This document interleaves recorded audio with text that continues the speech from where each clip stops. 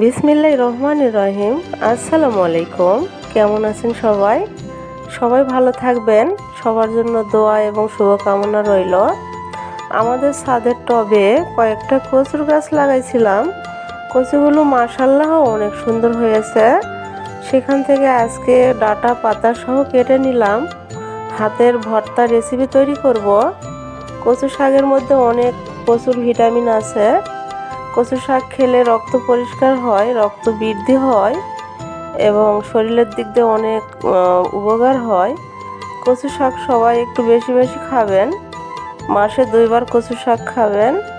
তার সাথে অন্যান্য শাকসবজিও খাবেন, মাছ মাংসও খাবেন। কচু শাকের ভর্তা অনেক মজাদার একটা খাবার, অনেক ভালো লাগে। এই যে আমি হাতে ভর্তা রেসিপি তৈরি করতেছি। প্রথমে শুকনা মরিচ ভেজে নিলাম, পেঁয়াজ কাটে একটু ভেজে নিলাম। তারপরে এই যে ভর্তা রেসিপি হাত দিয়ে তৈরি করলাম। কেমন হয়েছে বন্ধুরা দেখেন, অনেক সুন্দর হয়েছে।